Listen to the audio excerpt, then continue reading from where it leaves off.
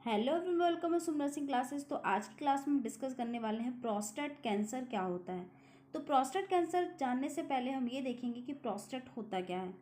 तो फर्स्टली तो हम ये देखेंगे कि प्रोस्टेट है क्या, प्रोस्टेट किस पर्टिकुलर एरिया को बोला गया है।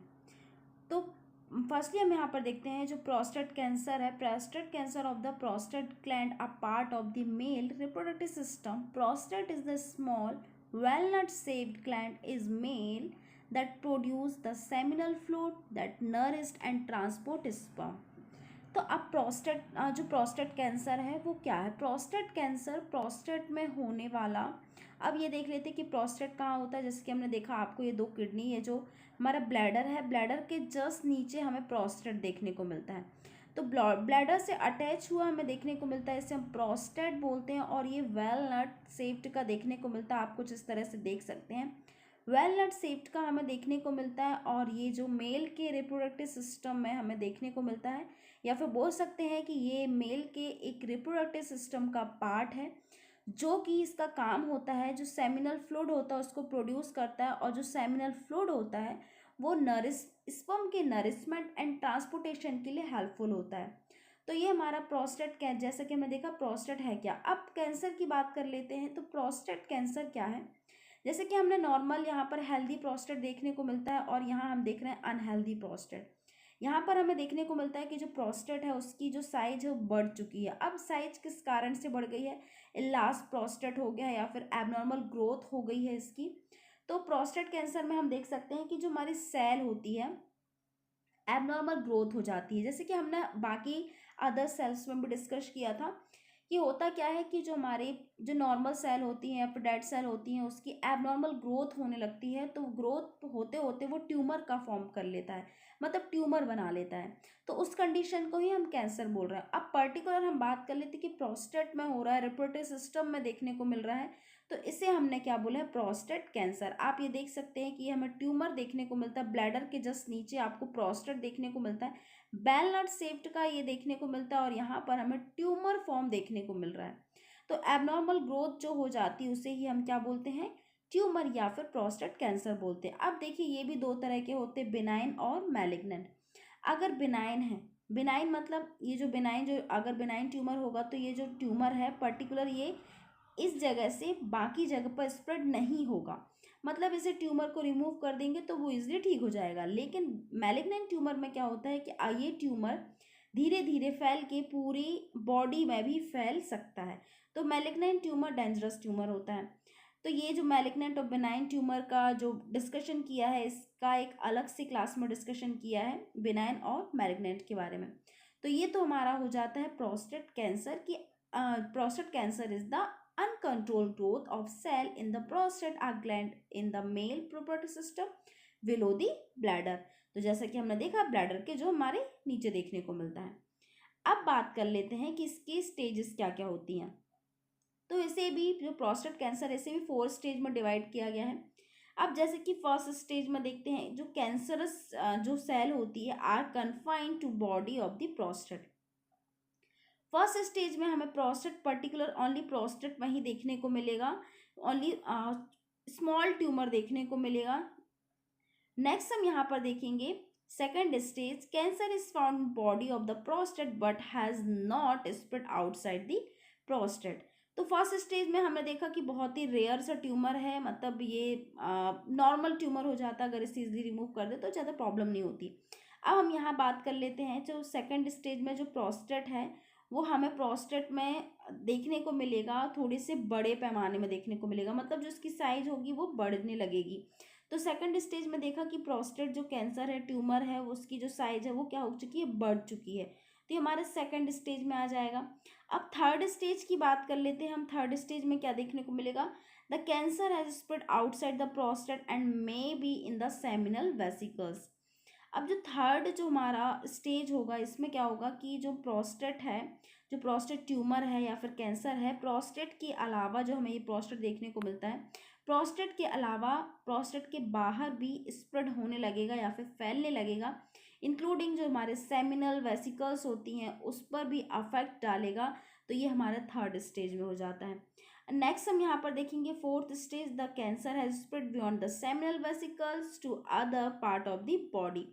लास्ट स्टेज में हम देखते हैं कि ये सेमिनल वेसिकल्स के अलावा अदर पार्ट्स, जो आसपास के जो लिम्फ नोड हैं, इंक्लूडिंग जो प्रोस्टेट बोन होती है, उसे भी अफेक्ट कर देता है। तो हम फोर्थ स्टेज में हम ये बोल देंगे कि जो फोर्थ स्टेज में हमारे बॉडी पार्ट लिम्फ नोड से लेके, अगर लिम्फ नोड में फैलता है तो वो धीरे धीरे हमारे अदर बॉडी पार्ट्स के नियर, जो नियर बॉडी पार्ट्स होते हैं, उसे अदर ऑर्गन्स को भी यहाँ पर डैमेज करेगा। इसके अलावा जो बोन होती है उसे भी अफेक्टेड कर देता है। तो इस तरह से हमने देखिए 4 स्टेज देखते हैं। जो फर्स्ट स्टेज में देखा कि जो ट्यूमर होता है बहुत ही स्मॉल में देखने को मिलेगा, ट्यूमर छोटा साइज देखने को मिलेगा। लेकिन सेकंड स्टेज में जो ट्यूमर है, ट्यूमर की जो साइज है वो बढ़ जाएगी। और थर्ड स्टेज में प्रोस्टेट जो कैंसर होगा या फिर ट्यूमर होगा वो प्रोस्टेट से बाहर स्प्रेड होने लगेगा, वेसिकल्स तक पहुंच जाएगा। और जो हमारा फोर्थ स्टेज है, प्रोस्टेट के बाहर तो फैल ही गया है, लेकिन जो हमारा फोर्थ स्टेज होगी वो अदर ऑर्गन, मतलब हमारे अदर बॉडी के ऑर्गन या फिर बोन को भी फैल जाता है। तो ये हमारे फोर्थ स्टेज हो जाती हैं। अब बात कर लेते हैं कि प्रोस्टेट कैंसर होता कैसे है। तो prostate cancer mostly old age people में देखने को मिलता है। 55 एबव जो पीपल होते हैं उसमें देखने को मिलता है। अगर कोई इससे रिप्रोडक्टिव सिस्टम प्रॉब्लम है या फिर पहले कोई इसको टेस्टिस से रिलेटेड कोई प्रॉब्लम है, मतलब कोई भी रीज़न हो सकता है रिप्रोडक्टिव सिस्टम से रिलेटेड, अगर उससे कोई प्रॉब्लम है तो भी यहाँ पर हमें ये देखने को मिल सकता है प्रोस्टेट कैंसर। फैमिली हिस्ट्री, अगर आपको किसी फैमिली में ऑलरेडी पहले से कैंसर जैसी समस्या थी तो वो प्रोस्टेट या फिर किसी भी अदर ऑर्गन में देखने को मिल सकता है। रेस, तो रेस भी एक कारण हो जाता है, क्योंकि रेस भी बहुत ही मतलब बड़ा रीज़न हो जाता है। नेक्स्ट हम देखते हैं ओबिसिटी, तो मोटापा भी कारण है किसी भी तरह की कैंसर होने का। नेक्स्ट हम देखेंगे स्मोकिंग, तो स्मोकिंग तो सबसे बड़ा कारण है कोई किसी भी कैंसर होने का, तो स्मोकिंग के कारण भी प्रोस्टेट कैंसर होता है। प्रोस्टेटाइटिस, प्रोस्टेट में इन्फ्लामेशन अगर लंबे समय से है या फिर उसमें कोई इन्फेक्शन है तो इस कारण से भी प्रोस्टेट कैंसर होने की संभावना बढ़ जाती है। नेक्स्ट हमने देखा हैविंग बीएमआई, तो वही ओबिसिटी के कारण भी देखने को मिलेगा। इसके अलावा सेक्सुअल ट्रांसमिटेड इन्फेक्शन, मतलब एसटीडी, किसी भी तरह के जो हमारे सेक्सुअल ट्रांसमिटेड एसटीडी से रिलेटेड अगर कोई इन्फेक्शन है या फिर सेक्सुअल ट्रांसमिटेड इन्फेक्शन या फिर कोई डिसीज़ है या फिर कोई डिसऑर्डर है, कोई भी हो सकता है, हेपेटाइटिस हो सकता है या फिर एचआईवी हो सकता है, जो भी अगर हमारे एसटीडी से रिलेटेड या फिर एसटीआई से जो रिलेटेड जो हमारे सेक्सुअल ट्रांसमिटेड जो डिसीज़ होती है उस कारण से भी प्रोस्टेट कैंसर होने की संभावना बहुत ज़्यादा होती है। अब हम देखते हैं कि हमने तो देख लिया कि कॉजेस, कारण क्या क्या होते हैं। अब हम देखेंगे अगर प्रोस्टेट कैंसर किसी को हो भी जाता है तो उसके सिम्टम वो अपने अंदर क्या क्या देख सकता है।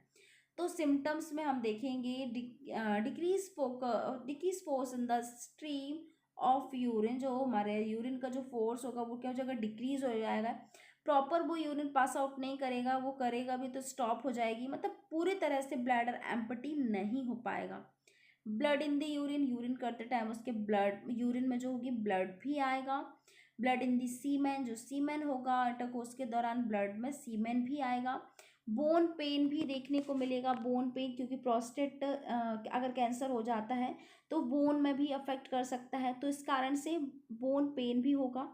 नेक्स्ट हम देखते हैं लॉजिंग वेट विदाउट ट्राइंग या फिर विदाउट रीज़न, तो जो वेट होगा वो भी लॉस हो जाएगा बिना किसी रीज़न के। नेक्स्ट हम देखते हैं इरेक्टाइल डिसफंक्शन फ्रिक्वेंट यूरिनेशन, हमें दो हमारी जो यूरिनेशन होगी वो भी हमें क्या देखने को मिलेगी, डिस्टर्ब देखने को मिलेगी। वीक स्ट्रीम, जो हमारा स्ट्रीम होगा वो वीक देखने को मिलेगा। लेग्स और फीट इज ऑल्सो वीक हो जाएंगे, मतलब जो हमारे लेग्स होंगे फीट होंगे वो भी बहुत ज़्यादा वीक हो जाते हैं। इसके अलावा जो स्किन होती है वो ईची हो जाएगी, आपको स्किन में ईचिंग भी देखने को मिल सकता है। फटीक जैसी प्रॉब्लम भी हो सकती है, बहुत ज़्यादा थकान भी देखने को मिलेगी, जैसा कि अभी हमने देखा frequent sometime urgent need to be pee specially at night, वही देखा कि जो यूरिन मतलब फ्रिक्वेंट आएगी, बार बार यूरिन आएगी, खासकर नाइट में उसे लगेगा कि बार बार मुझे टॉयलेट जाना है या फिर उसे वॉशरूम जाना है, लेकिन मोस्टली हमें नाइट में देखने को मिलेगा, लेकिन उसका एम्प्टी ब्लैडर जो होगा एम्प्टी नहीं होगा।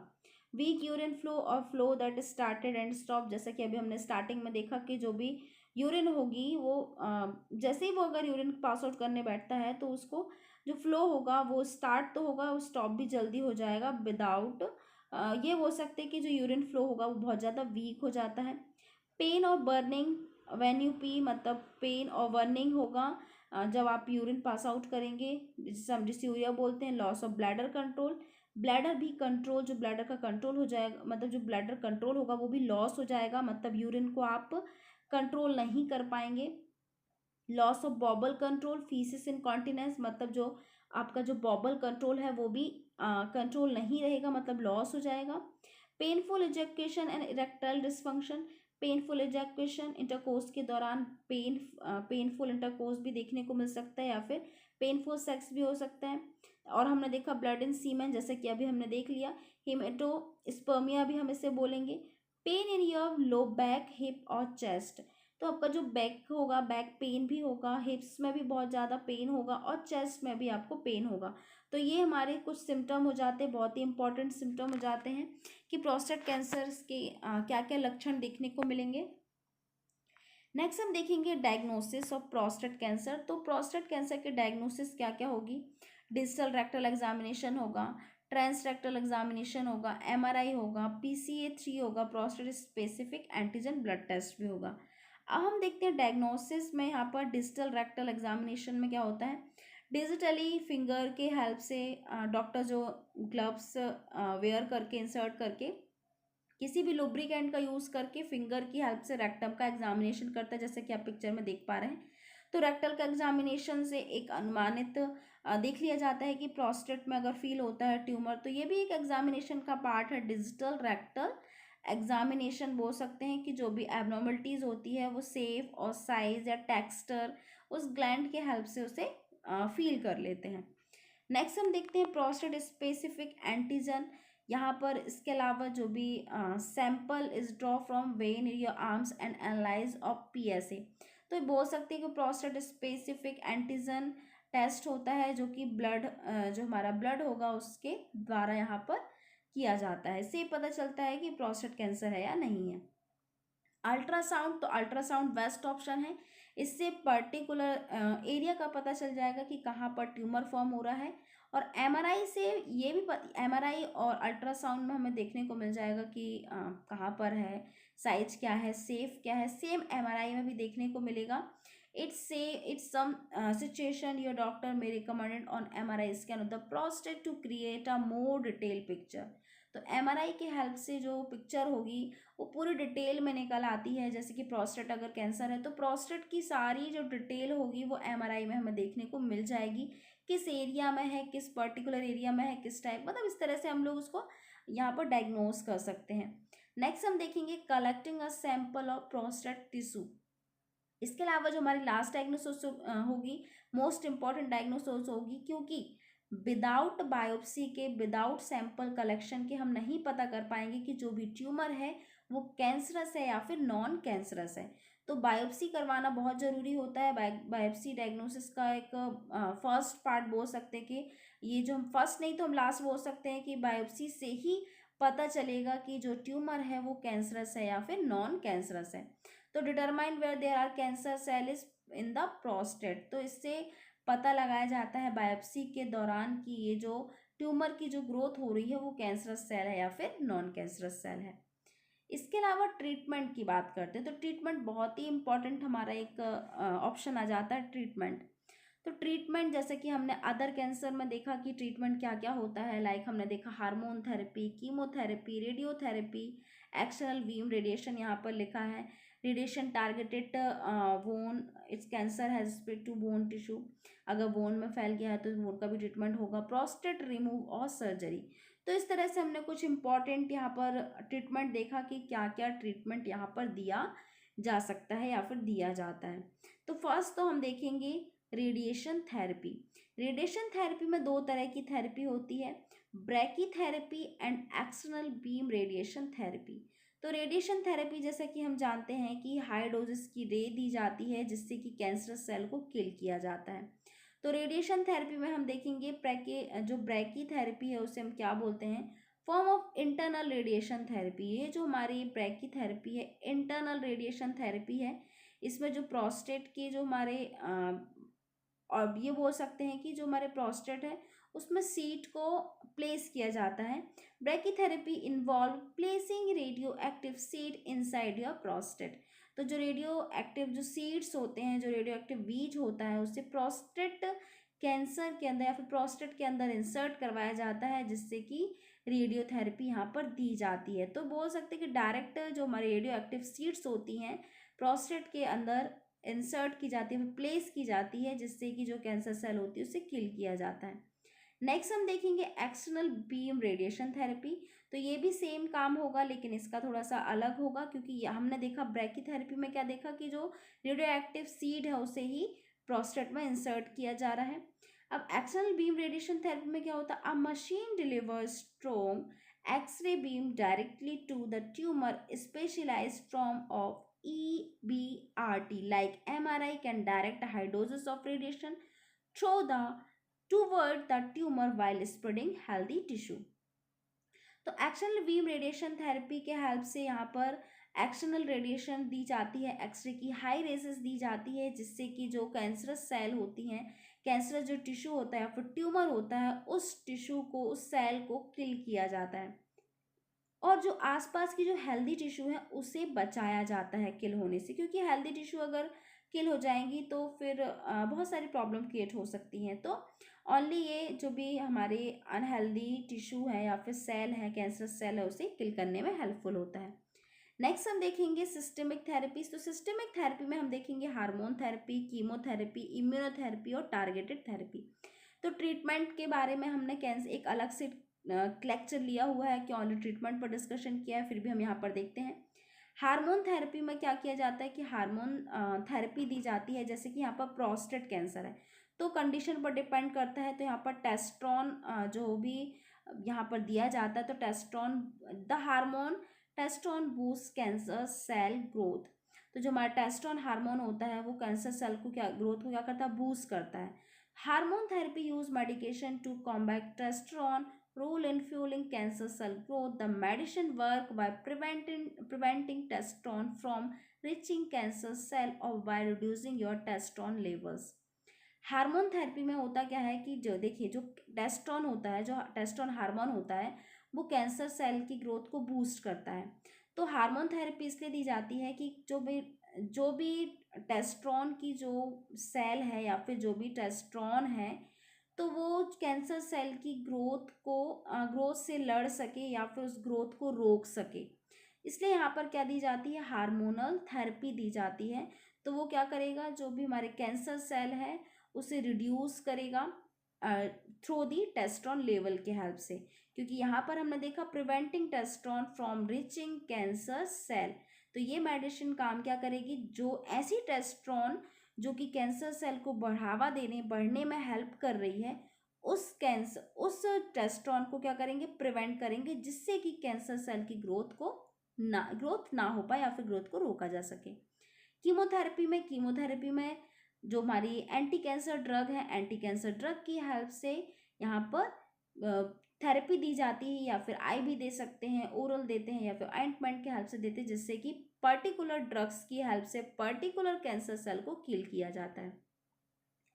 इम्यूनोथेरेपी भी सेम। इम्यूनोथेरेपी में क्या होता है कि इम्यूनिटी को बूस्ट किया जाता है, जो कि हमारे बॉडी में कैंसर से लड़ने की क्षमता मिल सके या फिर लड़ने की ताकत मिल सके। टारगेटेड थेरेपी की बात करते हो, टारगेटेड थेरेपी में होता क्या है कि जो भी हमारे कैंसर सेल है उसे पर्टिकुलर टारगेट बना के ओनली जो हमारे प्रोटीन होते हैं, ऐसे प्रोटीन जो कि कैंसर सेल को ग्रोथ करने में बढ़ावा दे रहे हैं या फिर बढ़ने में हेल्प कर रहे हैं, उस तरह की प्रोटीन सेल को, उस तरह की कैंसर सेल को किल कर दिया जाएगा, तो वो कैंसर सेल नहीं बढ़ पाएगी।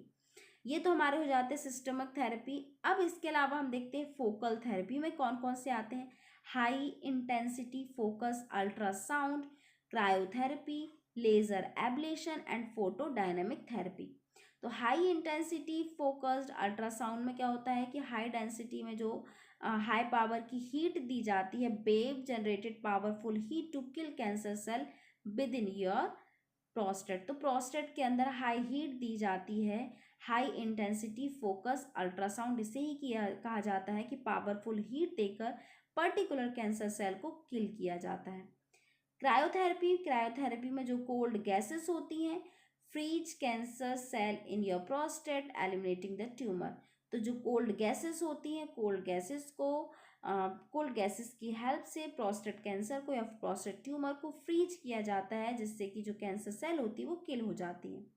लेज़र एब्लेशन में भी क्या होता है, लेज़र के हेल्प से हीट दी जाती है पर्टिकुलर ट्यूमर वाले एरिया में, और उस ट्यूमर को या फिर उस कैंसर सेल को किल किया जाता है या फिर डिस्ट्रॉय किया जाता है।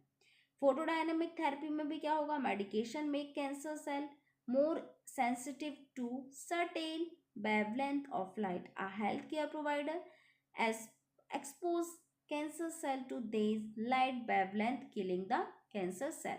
तो फोटोडायनेमिक थेरेपी से पर्टिकुलर वहाँ पर जो भी हमारा जो बेब्स होती हैं पर्टिकुलर कैप्चर करके उस जो कैंसर सेल होती है फिर ट्यूमर होता है उसे किल करने में हेल्पफुल होता है।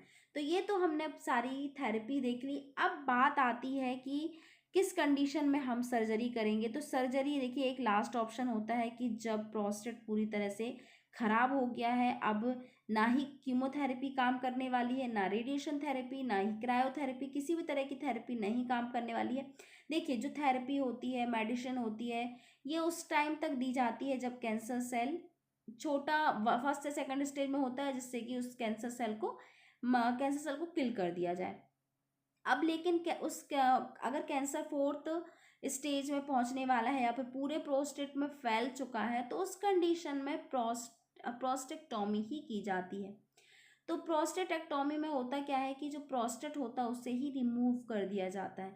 अब इसे भी दो टेक्निक से यहाँ पर टॉमी की जाती है, प्रोस्टेटेक्टोमी की जाती है। Open radical prostatectomy and robotic radical prostatectomy. तो इसमें होता है क्या, ओपन रेडिकल प्रोस्टेक्टोमी में जो भी सर्जरी के हेल्प से जो हमारा एब्डोमन होता है, abdomen make a single cut incision लगाकर जो भी हमारे belly buttocks of your pelvic bone and remove your prostate gland in then, यहाँ पर बोल सकते हैं कि ओपन सर्जरी की जाती है, कट लगाया जाता है और जो प्रोस्टेट होती है उसे रिमूव कर दिया जाता है। अब जो हमारा रोबोटिक रेडिकल प्रोस्टेक्टोमी में क्या होता है, robotic radical prostatectomy allow your provide to perform surgery through several tiny incision. इसमें क्या होता है, रोबोटिक मेथड के हेल्प से प्रोस्टेट को रिमूव किया जाता है, मतलब बहुत ही स्मॉल इंसिजन किए जाते हैं इससे, लाइक हम लेज़र बोल सकते हैं लेज़र की तरह से। तो इसी तरह से रोबोटिक रेडिकल प्रोस्टेक्टोमी की जाती है, जिससे कि टिनी इंसिजन मतलब बहुत ही छोटे छोटे इंसिजन किए जाते हैं, जिससे रोबोट के हेल्प से उस प्रोस्टेट को रिमूव किया जाता है। डायरेक्ट ऑपरेशन होता है और रोबोटिक सिस्टम से जो पर्टिकुलर प्रोस्टेट होता है उसे रिमूव किया जाता है, उसे हम रोबोटिक सर्जरी या फिर रोबोटिक रेडिकल प्रोस्टेक्टोमी कहते हैं। तो ओपन रेडिकल प्रोस्टेक्टोमी में हमने बोला कि जो एब्डोमन वाले एरिया या फिर उसे काट के ओपन सर्जरी की जाती है, प्रोस्टेट को रिमूव किया जाता है। और जो हमारी जो रोबोटिक रेडिकल प्रोस्टेक्टोमी होती है उसमें क्या होता है कि जो हमारे इंसीजन है, टिनी इंसीजन है, तो टिनी इंसीजन के हेल्प से, रोबोट के हेल्प से वहाँ पर प्रोस्टेक्टोमी की जाती है। तो ये तो आज के हमने लेक्चर में देखा कि प्रोस्टेट कैंसर क्या होता है और प्रोस्टेट कैंसर किस किन कारणों से यहाँ पर देखने को मिलता है और इसके उपचार क्या क्या हैं। तो प्रोस्टेट कैंसर भी आज की जनसंख्या को देखते हुए प्रोस्टेट कैंसर बहुत ही कॉमन हो गया है। तो ये भी हमारे याद रखिएगा कि प्रोस्टेट कैंसर किन किन कारणों से हो सकता है। तो ये जो हमारे सेक्सुअल ट्रांसमिटेड डिसीज़ हो जाए या फिर ओल्डर एज हो जाए या फिर हम बोल सकते हैं कि कोई भी अदर प्रॉब्लम, ओबिसिटी हो जाए या फिर स्मोकिंग बहुत ज़्यादा कर रहे हैं, तो अगर प्रोस्टेट में लंबे समय से इन्फ्लामेशन है तो वो भी कैंसर का फॉर्म ले सकता है। तो अगर कोई ऐसी संभावना दिखती है तो उस चीज़ पर ध्यान देना चाहिए। तो ये हमारे कॉजेस हो जाते हैं। अगर आपको सिम्टम्स भी कुछ समझ में आते हैं तब भी हमें डायग्नोसिस करवा लेना चाहिए। तो ये तो था आज की हमारी क्लास में प्रोस्टेट कैंसर क्या होता है, इसके सिम्टम्स क्या होते हैं, कॉजेस क्या होते हैं, डायग्नोसिस क्या और इसके ट्रीटमेंट क्या क्या होंगे। तो आई होप कि आपको इस क्लास में जो हमारे प्रोस्टेट कैंसर का लेक्चर के बारे में बहुत सारी चीज़ें समझ आई होंगी। So thank you so much for watching my videos.